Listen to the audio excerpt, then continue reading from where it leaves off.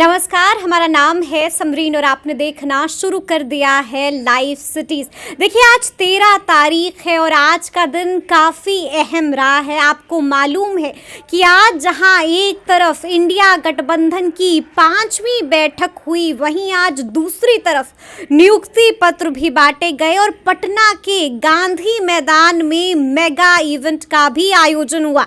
देखिए, आपको मालूम है कि आज बड़े दिन बाद सीएम नीतीश और तेजस्वी यादव किसी कार्यक्रम में साथ साथ दिखे और सभी की निगाहें टिकी हुई थी कि जब आज दोनों साथ साथ होंगे तो क्या होगा, क्या बोलेंगे, क्या बीजेपी पर भी तंज कसे जाएंगे। और आपने देखा है कि आज दोनों ने ही अपना अपना संबोधन दिया है और उनके संबोधन से कई चीजें साफ हो गई हैं। तो आज हम आपके लिए इसी को डिकोड करने की कोशिश करेंगे। तो आज हम इसी मुद्दे पर सीधी बातचीत करेंगे सीनियर जर्नलिस्ट अरुण पांडे जी से। सबसे पहले बहुत बहुत धन्यवाद आपको भी जी। जैसा कि मैंने शुरू में ही कहा कि आज मुख्यमंत्री नीतीश कुमार और तेजस्वी यादव दोनों ने ही अपना अपना संबोधन दिया। दोनों के संबोधन को हम आज डिकोड करने की कोशिश करेंगे। तो मेरा पहला सवाल यही है कि क्या कुछ मुख्य निकल के आया है दोनों के ये बात ने आपने 13 जनवरी की चर्चा की जी। तो एक 13 जनवरी को भाजपा विरोधी जो इंडिया गठबंधन बना है उसकी 5वीं बैठक नई दिल्ली में आज थी, वर्चुअल बैठक थी जी। उसमें मुख्यमंत्री नीतीश कुमार भी शरीक हुए और बिहार से लालू प्रसाद भी शरीक हुए। कांग्रेस के अध्यक्ष मल्लिकार्जुन ने बैठक बुलाई थी, 14 दलों के नेता शरीक हुए। आप सब और हम सभी ये कयास लगा रहे थे कि इस बैठक में नीतीश कुमार को कन्वेनर बनाया जाएगा। प्रस्ताव आया भी जी। उन्होंने ठुकरा दिया, उन्होंने बनने से इनकार कर दिया। अब वो आज तो आप चर्चा कुछ और लेकर बैठी हैं, इसलिए उसका क्या फलाफल होगा। एक बात तो है कि इससे आप ये कह सकते हैं कि नीतीश कुमार ने जो महागठबंधन के संयोजक बनने से इनकार कर दिया, तो अब ये भी कह दिया कि मल्लिकार्जुन साहब ही चेयरमैन बने या फिर कोई तय कर ले। हाँ, और इस बैठक में अखिलेश यादव और ममता बनर्जी दोनों की उपस्थिति नहीं रही, वो भी कुछ एक संदेश दे गया। अब आज तो मोर्चा वाली बात, मोर्चा से कन्वेनर की बात तो हो गई, उसका पटाक्षेप हो गया कि फिलहाल कोई कन्वेनर नहीं बना। अब सीटों का बंटवारा, उसको लेकर तकरार, और तब फिर इस मोर्चा का भविष्य एक अलग है कि ये अभी भी उसके भविष्य पर प्रश्न चिन्ह है कि जब सीटों का जैसे अभी पीएम का चेहरा न तय होना है, तो हमें लगता है कि यही स्ट्रेटजी है। मल्लिकार्जुन साहब भी तो अध्यक्ष बन गए, अब चेहरा तो मुझे लगता है कि चेहरा तभी नहीं तय होगा कि नरेंद्र मोदी जी के खिलाफ कौन लोकसभा के चुनाव में चेहरा होगा, इस गठबंधन से अंत तक नहीं तय होगा। और आगे अब देखिए, आज बात हुई कि सीट शेयरिंग हम करें, फिर मुद्दे की बात हुई। मुख्यमंत्री ने तो कहा कि मेरी कोई दिलचस्पी किसी पद को लेकर नहीं है और अब आप सरजमीन पर काम कीजिए, मतलब आप सीट शेयरिंग कीजिए, मुद्दा तय कीजिए जो ये चाहते हैं कि बिहार से उन्होंने जातीय गणना कराई और उसका जो सामने रिजल्ट आया, बिहार में 75% रिजर्वेशन लागू हुआ, इसको वो एक नेशनल एजेंडा भी बनाना चाहते हैं। ये एक अलग विषय है। आज सचमुच बिहार के लिए मैं एक ऐतिहासिक दिन मानता हूँ, वो ये कि जो पिछले कई दफ़ा आपने भी चर्चा की कि बिहार में नौकरियों की बहार है। बहार तो दिखी 3 महीने के अंदर बिहार में, आज 3 महीना ही मैं इसलिए कह रहा हूँ, आप दिनों की गिनती कर रहे हैं, महीना के हिसाब से 2 महीना अधिक हो गया तो 3 महीने हो गए।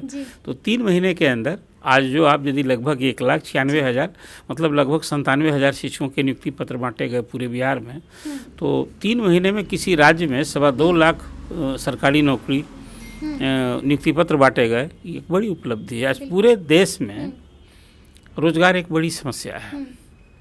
और कहीं ये भी तस्वीर आई कि जो आज लगभग 1 लाख शिक्षक की नियुक्ति हुई, उसमें 15% बिहार के बाहर के लोग आए हैं।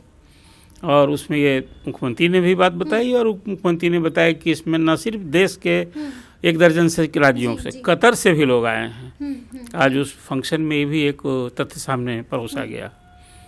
अब देखिए, नौकरी तो कहते ही हैं बिहार के लोग कि यदि नौकरी के लिए बिहारी चांद पर भी चला जाएगा, तो आज तो बिहार में जब नौकरी बंट रही है, नौकरी की बहार, तो स्वाभाविक रूप से बिहार के बाहर के भी लोग आए हैं। और मुख्यमंत्री ने डोमिसाइल नीति समाप्त करके बाहर के लोगों के लिए एक दरवाज़ा भी खोल रखा है। हालांकि इसको लेकर बिहार के खास करके जो सामान्य जाति के जो जॉब सीकर हैं उनमें बहुत बेचैनी है, बड़ा क्षोभ है। मिसाइल नीति को मानते हैं कि बिहार मेधा के साथ ये नहीं है, लेकिन संविधान सम्मत भी नहीं है। आप किसी स्थान, जाति, धर्म के नाम पर किसी को आप सेवा से वंचित नहीं कर सकते हैं। तो राज्य सरकार ने डोमिसाइल नीति नहीं लागू की तो एक संविधान सम्मत काम है, लेकिन अधिसंख्य राज्यों में डोमिसाइल नीति लागू है।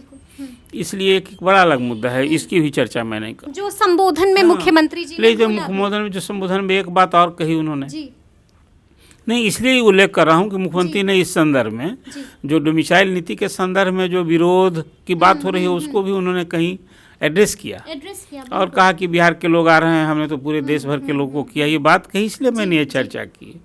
अब उसके बाद पूरा अभी इस सरकार का जो महागठबंधन की सरकार है 10 लाख सरकारी नौकरी और 10 लाख रोजगार देने की बात हुई है।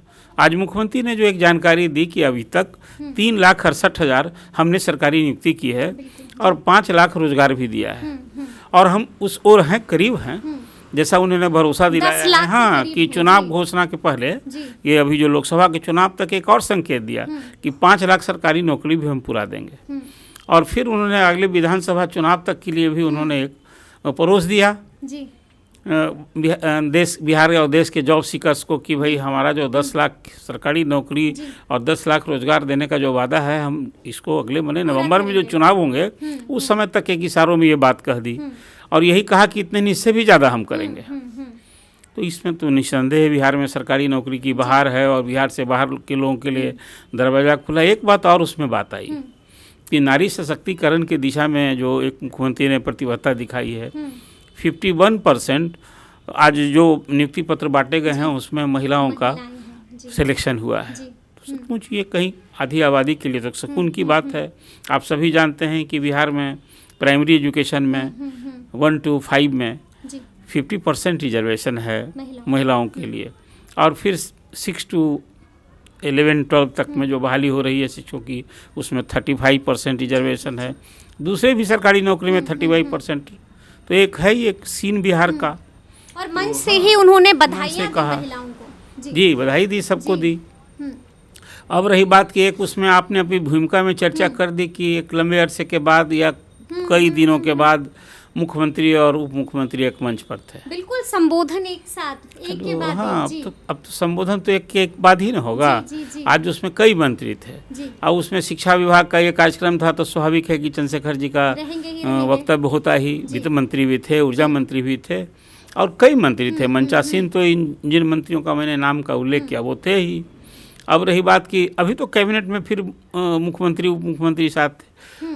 इधर कुछ देखिए सेहत को लेकर भी मुख्यमंत्री उस हद तक गतिविधियां थोड़ी उनकी थम सी गई हैं। हाँ, लेकिन अब वो इन दोनों में मीटिंग वाला जो पॉइंट हम मीडिया के लोग जो खोज रहे हैं ना, तो मुझे इसमें अभी कोई वट नहीं दिखता है। नहीं दिख रहा है। जहाँ कोई जरूरी, हाँ कुछ फंक्शंस ऐसे हुए जहाँ मुख्यमंत्री अकेले गए। जैसे आप देखिए ना, कल ही मुख्यमंत्री चले गए थे लोहिया पथ देखने, तब उसमें पथ निर्माण विभाग दोनों साथ जाते थे। नहीं, पथ निर्माण विभाग तो बिल्कुल तेजस्वी यादव तो अब उसमें नहीं थे साथ। तो फिर इस पर कोई मीन लगाया जाए। मुख्यमंत्री की इच्छा हो गई, चला तो चलें लोहिया पथ देखने चले गए, एक दिन अस्पताल देखने चले गए थे।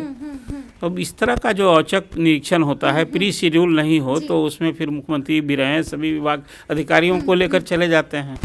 इसमें मुझे कोई बहुत बट नजर नहीं आ रहा है। लेकिन एक सवाल तो यहाँ पर ये बनता है अरुण जी कि जिस तरह से हमने देखा कि आज तेजस्वी यादव ने सीएम नीतीश की मन से खूब तारीफें की, तालियां तक बजवा दी, लेकिन वहीं दूसरी ओर मुख्यमंत्री नीतीश कुमार ने एक बार भी तेजस्वी यादव का जिक्र नहीं किया, एक बार भी नाम नहीं। देखिए, मुख्यमंत्री ने जो अपना संबोधन शुरू किया तो प्रारंभ में ही तेजस्वी यादव के नाम का उल्लेख किया और फिर ये भी कहा कि संबोधन देकर उसके बाद कहा।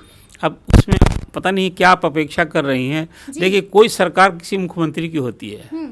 आज जो इतना बड़ा आयोजन है, कभी फिर एक पिछली बार ही मैंने आपसे ये बात की थी जिस दिन नियुक्ति पत्र बांटे गए थे, नवंबर महीने में हुआ था, 2 नवंबर को। उस दिन भी मैंने कहा था कि देखिए, ये जो कोई कालखंड 10-20 साल के बाद किया जाएगा तो क्या कहा जाएगा। मुख्यमंत्री नीतीश कुमार के कार्यकाल में एक साथ इतने 3 महीने के अंदर 2.25 लाख शिक्षकों की नियुक्ति हुई थी अब इसमें मुख्यमंत्री ने तेजस्वी का नाम नहीं लिया। आखिर सरकार का एजेंडा है 10 लाख सरकारी नौकरी देने, ये तो इसी राजद के साथ होने के बाद ये एजेंडा शामिल हुआ है। तेजस्वी यादव ने ही घोषणा की थी जब वो अकेले थे जब कि वो नेता प्रतिपक्ष थे तो कहते पहली कलम से 10 तो देखिए लाख ये लोगों को। खासकर नियुक्ति पर जो थ्रस्ट है ये तो देखिए राजद को श्रेय नहीं मिलेगा। हाँ। ये बात तो जनता समझ न रही है कि राजद साथ है और तेजस्वी ने खासकर सरकारी नौकरी को एक एजेंडा बनाया था, और जब इस सरकार में उप मुख्यमंत्री ही सही शामिल हुए तो ये एजेंडा प्रमुखता से रहा और उस दिशा में सरकार कार्रवाई कर रही है। अब जहाँ तक मुख्यमंत्री के सम्मुख क्या आप अपेक्षा करती हैं कि मुख्यमंत्री कहते हैं कि जो कुछ हम कर रहे हैं ये तेजस्वी के दबाव में, तेजस्वी के एजेंडा के तहत कर रहे हैं, ऐसा कहना चाहिए था? अरे देखिए अब तो इसलिए इसमें भी हम कुछ बहुत इफर्ट मैं नहीं समझता हूँ कि आखिर सब कुछ श्रेय मुख्यमंत्री को मिलेगा, इसलिए। लेकिन अब कार्यक्रम तो पूरे महागठबंधन का ना है। 10 लाख सरकारी नौकरी और 10 लाख रोजगार देने का वायदा क्या है? ये सरकार का वायदा है। महागठबंधन में जितने दल हैं ये सब लोग, कांग्रेस भी श्रेय लेगी, राजद भी श्रेय लेगा कि देखिए हमारी सरकार में हमने ये किया। अब ये थोड़े कांग्रेस कहेगी कि ये हमने किया, राजद तेजस्वी कहेंगे कि हम किया, लेकिन नीतीश कुमार कहेंगे तो वो कहेंगे कि हमने किया, मेरी सरकार ने किया। इसलिए इसको थोड़ा इस रूप में समझिए। अगर इसको हम इस रूप में देखें, लेकिन वहीं दूसरी ओर एक और चीज है जो सबने नोट किया होगा। हमने देखा कि आज मंच पर जेडीयू के नेता भी मौजूद थे, आरजेडी के भी नेता मौजूद थे। यानी कि एक तरफ जहां तेजस्वी यादव ने, शिक्षा मंत्री चंद्रशेखर ने खूब तारीफें की मुख्यमंत्री नीतीश कुमार के काम की, लेकिन जब जेडीयू के नेता सामने आते हैं, मंच पर संबोधित करते हैं, तो उन्होंने भी तेजस्वी यादव की कोई तारीफ नहीं की, कोई जिक्र नहीं किया। क्या दूरी अब दिखने लगी है? क्या दरार आ चुकी है?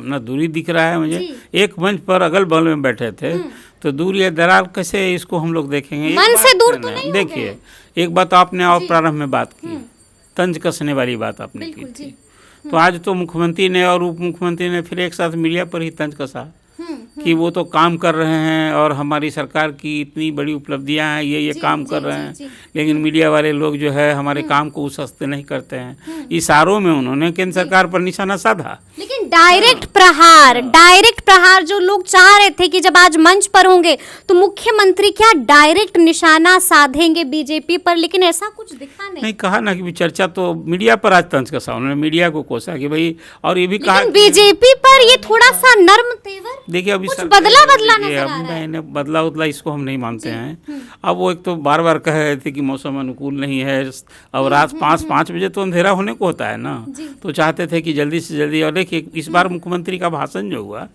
आप ये देख रहे थे, मुख्यमंत्री आमतौर पर बड़ा एक्सटेम्पोर बोलते हैं, और उनके बोलने का जो अंदाज है, शैली है, जो बोलते हैं, तो आप जरा सा पिछले अन्य उनके की मीटिंग का भाषण को देखिए, आज सब कुछ वो पॉइंटेड था, बिल्कुल पेपर में। हाँ, पढ़ रहा था एक तरह से, वो उसको पढ़ रहे थे, मतलब वो ये अभिभाषण था, तो उस तरह से स्वतंत्र रूप से नहीं।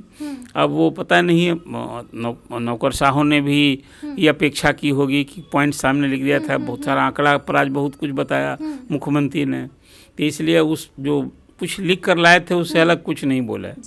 अब लिख कर अलग बोले होते ना तो फिर जो आप बात कह रही हैं फिर तो बोले होते, इसलिए अब वो इसके कारण होगा इसको। तो क्या ये मजबूरन था या ये जरूरी था? नहीं, देखिए इसको हम मजबूरी में नहीं मानते। तो फिर जरूरी था?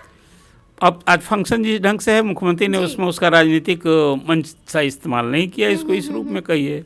देखिए अब वो कोई इस तरह के मन से यदि राजनेता, मुख्यमंत्री या प्रधानमंत्री तो कहीं बाज नहीं आते हैं, तो किसी अभी हाँ वो तो विपक्ष पर घुमा फिरा कर निशाना साधते ही हैं, लेकिन मुख्यमंत्री ने आज उसे परहेज रखा। आज सच पूछिए बात, आपने जो कहीं नोटिस लिया है कि आज वो राजनीतिक भाषण सच्चाई तो है, तो ये तो आप सच्चाई है जो आपको लगता है कि राजनीतिक भाषण आज नहीं दिए, आज वो केंद्र सरकार पर हमला नहीं किए, तंज कसा तो मीडिया पर उन्होंने तंज कसा है, तो ये आपने नोटिस लिया है। लेकिन अब इसको भी अब देखिए ना, अभी तो कई अवसर आएंगे, अभी जिस ओर आपका इशारा है कि कहीं मालूम पड़ता है कि नीतीश जी तो अभी अब तो संक्रांति भी बीतने को है, फिर अभी सीट के बंटवारे को लेकर प्राण प्रतिष्ठा भी है। हाँ, प्राण तो उसमें देखिए जाते हैं कि नहीं जाते हैं, किसी प्रतिनिधि को भेजते हैं या नहीं भेजते हैं, ये तो एक बात है। उसमें भी चले जाने से क्या होगा? देखिए एक बात कहते हैं, कोई पार्टी न राम का विरोध कर रहा है, न मंदिर का विरोध कर रहा है। प्रधानमंत्री की वहाँ उपस्थिति है और ये बात सही है कि सत्ता में भाजपा का तो मंदिर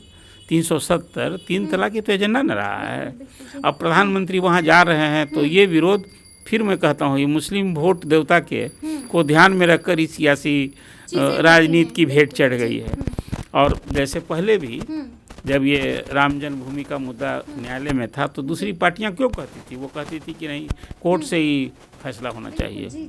अब कोर्ट से फैसला हो गया और एक ऐतिहासिक काम हो रहा है। और सचमुच जो 22 जनवरी 2024 का जो दिन है, ये भारत के वर्तमान प्राचीन भारत के इतिहास में, प्राचीन भारत की बात ही 500 साल का संघर्ष विवाद यदि है, हाँ मामूली बात नहीं है। लेकिन अभी भी सियासी की भेंट चढ़ गई है, सियासी राजनीति की भेंट चढ़ गई है। देखिए यहाँ पर एक चीज और है जो हमें गौर करना चाहिए, जो लगातार कहा जा रहा था। आज 2 ऐसे बड़े बड़े इवेंट्स हुए हैं जिसके बारे में हमें जिक्र करना चाहिए। पहले इवेंट का जिक्र आपने कर दिया कि आज मुख्यमंत्री नीतीश कुमार ने संयोजक के पद को ठुकरा दिया, और वहीं आज दूसरी तरफ हमने देखा कि अपने संबोधन में एक बार भी तेजस्वी यादव का नाम नहीं लिया उन्होंने। तो क्या हम ऐसे देखें कि लालू यादव और तेजस्वी यादव से नाराज हैं मुख्यमंत्री? नहीं, वो मंच पर कहाँ से नाराजगी मापने की बात हो गई। संयोजक भी तो ठुकरा दिया। नहीं तो ये तो उनका अपना न है, संयोजक नहीं। लालू तो चाहते थे, मनाने की कोशिश कर रहे थे, लेकिन नहीं माने मुख्यमंत्री। नहीं, देखिए 4-5 महीना के बाद अभी देखिए, ये यदि उनको कन्वीनर बनाना था तो पहली बैठक में तय हो जाना चाहिए था। एक बड़ा सम्मान होता है कि जिस शख्सियत ने भाजपा विरोधी दलों को पटना में एकजुट किया, कि ये सचमुच ये फैसला उसी दिन लोगों को लेना चाहिए था कि मुख्यमंत्री ने एक इस तरह की पहल की है और हम लोग आगे बढ़े हैं भाजपा विरोधी दलों को एक मंच पर लाने का। पूरे देश में 1 to 1 सीट में कहीं सीधे बीजेपी को एक मंशा जो मुख्यमंत्री की थी, अभी 4 बैठकें नहीं 5 बैठक, 5वीं बैठक में 4-5 महीने की इंतजार। 5 में तो ऐसा हुआ कि फिजिकल प्रेजेंस नहीं, वर्चुअली जुड़े सब। वर्चुअल बैठक का भी ऐसा नहीं है कि बहुत सारे फैसले होते हैं। पूरा कोरोना काल में कई अंतर्राष्ट्रीय बैठकें हुई हैं, तो वर्चुअल हुआ है, तो इसको फिर उसमें फिर कोई माने लगाना कि ये वर्चुअल हुआ, आभासी बैठक हुई। मैं देख रहा था भाजपा के अध्यक्ष का भी की भी प्रतिक्रिया में देख रहा था, जेपी नड्डा साहब का। तो विपक्ष तो इस रूप में देखेगा नहीं। वर्चुअल तो बहुत सारी बड़ी बड़ी मीटिंग वर्चुअल होती है। क्या लग रहा है, नाराज है मुख्यमंत्री? किससे नाराज हैं? लालू जी से नाराज? देखिए, उनकी नाराजगी नहीं, उनकी अपेक्षा और नाराजगी है कि आज भी सीट का बंटवारा आज भी तो नहीं ना हुआ। फिर हुआ कि इसको हम लोग जल्दी मिलजुल कर करें। अब बिहार में तो देखिए अभी सीटों की दावेदारी की होर सी लगी है, और आपसे ही मैंने कहा था कि सीट 42 है, दावेदारी 57 की हो चुकी है। और कल देखा मैंने जैसे कि माले की ओर से जो जदयू का दावा है कि हम 16 नहीं 17 सीट लड़े थे, 17 सीट फिर सब कुछ समझौता नहीं होगा। तो पिछले लोकसभा चुनाव के बाद जो विधानसभा चुनाव हुए उसमें जो जदयू का प्रदर्शन हुआ, वो आईना दिखाया जा रहा है कि भाई वो स्थिति तो आपकी है नहीं, आप आज वर्तमान को सोचें। और जो लालू जी ने मुंबई की बैठक में कहा था कि हम लोगों को थोड़ा फॉरवर्ड करके भी बलिदान देना होगा। तो अब तो नीतीश जी 16 जीते हुए हैं, तो उसमें जो अभी लोगों ने, हाँ अब तो उन पर निर्भर करता है। लेकिन कहीं अब 16 जीती हुई सीटें या 17 लड़े थे और असेंबली में 43 सीट आई, तो ऐसे तो 7-8 तो हमको लगता है कि उनको पर कहीं ना कहीं होगा कि कुछ कम सीट भी करके एकोमोडेट कीजिए। लेकिन अब तो अभी जो बात हो रही है कि 16-17 जदयू राजद, देखने वाली बात, कांग्रेस और फिर वाम दल में से जो, तो अभी तो लबोलबाब लगभग यही है। लेकिन अब हर जो है देखिए, जब भी कोई इस तरह का चुनाव होता है ना और कई दल यदि गठबंधन में शामिल हो, तो सीटों की दावेदारी को लेकर ऐसे ही खींचतान होती है, नहीं दावेदारी होती है, और फिर अंत में एक समझ बनाई जाती है, तो वो होता है इसलिए। अच्छा, एक आखिरी सवाल है मेरा, क्या लगता है आपको कि जो अभी हमें ग्रे दिख रहा है, कुछ समझ नहीं आ रहा है, कंफ्यूजन वाली स्थिति है, सस्पेंस बना हुआ है, वो क्या 22 तारीख को क्या सब कुछ क्लियर हो जाएगा? जो ग्रे दिख रहा है वो ब्लैक एंड व्हाइट में तब्दील हो जाएगा? नहीं, 22 का क्या है, 22 को वहाँ राम जन्मभूमि, उसके बाद क्या हो जाएगा? देखिए, तो उसके बाद तो अभी फिर 24 को पटना में कई आयोजन हो जा रहे हैं। 27 को पीएम मोदी भी आ रहे हैं। देखिए, अभी कर्पूरी ठाकुर का जन्म मैंने शताब्दी पर समारोह है, उसमें कांग्रेस सिर्फ उसका आयोजन नहीं हो रहा, लेकिन बीजेपी भी कर रही है, इसके बाद जदयू भी कर रहा है, राजद भी कर रहा है, और दिल्ली में भी कल जानकारी मिली कि दिल्ली में भी भाजपा की ओर से कोई बड़ा आयोजन होने जा रहा है। देखिए, चुनाव नज़दीक है तो पिछड़ों को न साधना है, अब तो हो गया है कि राजनेताओं को हम याद करते हैं, फिर वही वोट देवता सामने होते हैं। बिल्कुल बिल्कुल। अब वो सारे देश के बड़े राजनेता जितने हैं, महापुरुष हुए, उनको भी हम जाति के हिसाब से सोचते हैं। फिर उसी हिसाब से अब कर्पूरी जी को भी अति पिछड़ा वोट को साधने के लिए लोग याद कर रहे हैं। बिल्कुल। और उसमें तीनों की अलग अलग सभा होगी, तो उस दिन तो 24 को आप क्यों भूल रही हैं? तो इस दिन तो 22 को तो वहाँ नहीं जाएंगे, या जाएंगे, और जाने से भी सिर्फ ये होगा कि महागठबंधन में फिर एक कन्फ्यूजन होगा। नीतीश जी की पार्टी चाहे वो खुद जाए या फिर कोई शिरकत कन्फ्यूजन तो ना। एक बार अटल चले गए नीतीश जी राष्ट्रपति के भोज में, तो कांग्रेस असहज थी ना। अब कांग्रेस बाइकॉट कर रही है। और उसी के बाद से ये सब कुछ शुरू हुआ। कांग्रेस क्या कही? कांग्रेस कही कि ये बीजेपी का और आरएसएस का ये कार्यक्रम है, बिल्कुल पॉलिटिकल इवेंट। तो इसको कहा कि ये धार्मिक नहीं, ये राजनीतिक आयोजन है। तो वो बहिष्कार करने की बात करी, दूर मैंने आमंत्रण पत्र निमंत्रण ठुकरा दी कांग्रेस। और नीतीश जी उसमें जाएंगे। हालांकि अब तो चर्चा आई कि निमंत्रण पत्र उनको अभी तक मिला कि नहीं मिला। चर्चा आ गई, मिल गया है कब? अभी तो एक दिन पहले, बीते दिन पहले केसी त्यागी ने नहीं, केसी त्यागी एक दिन पहले आया उन्हीं के हवाले जी, उसके बाद आया कि मिल गया? नहीं, उसके बाद आया नहीं मिला। जी जी, नहीं मिल गया। तो अच्छा मिल गया, चलिए। तो अब तो देखना है कि फिर नीतीश जी जाते हैं कि नहीं, नहीं। या फिर उनका अपना प्रतिनिधि भी भेजते हैं कि नहीं। लेकिन प्रतिनिधि भी भेजेंगे तो एक मालूम हो कहीं फिर वो महागठबंधन में कन्फ्यूजन होगा। कन्फ्यूजन तो होगी। तो कब तक ये सारी कन्फ्यूजन दूर लगता है कि हो जाएगी? देखिए, कई लोग जब मिलते हैं ना, तो इस तरह का कन्फ्यूजन हमेशा कुछ न कुछ लेकर आता है। होता रहता है। अब उसको महागठबंधन एकजुट रहे, और कोई फिर जो बात लोग कयास लगा रहे हैं कि फिर क्या नीतीश जी कुछ अपना राजनीतिक कर्तव्य दिखाएंगे, 2 बार भाजपा की तरफ से, 2 बार राजद की तरफ से। फिलहाल मुझे कहीं अभी तक इसलिए नहीं दिख रही है बात कि बीजेपी इस कोई मुखातिब नहीं दिखती है। एक बात आप अभी फिर देखिए, 18 तारीख को आ रहे हैं मध्य प्रदेश के chief minister doctor Mohan Yadav. किस उद्देश्य से आ रहे हैं? राजनीतिक मकसद है। यहाँ आएंगे तो कौन निशाने पर होगा? तो मतलब अब ये देखने वाली बात होगी कि आगे आगे क्या कुछ होता है। लेकिन हमने आपको सारी चीज़ों को डिकोड करके बताया है कि आखिर चल क्या रहा है और क्या कुछ आशंकाएं अब निकाली जा रही हैं, क्या कुछ कहा जा रहा है। तो ये पूरी बातचीत आपको कैसी लगी है, कमेंट करके हमें ज़रूर बताइएगा। तो इस तरह के तमाम अपडेट्स के लिए ऐसे ही हमारे साथ बने रहिएगा और देखते रहिएगा लाइव सिटी। शुक्रिया।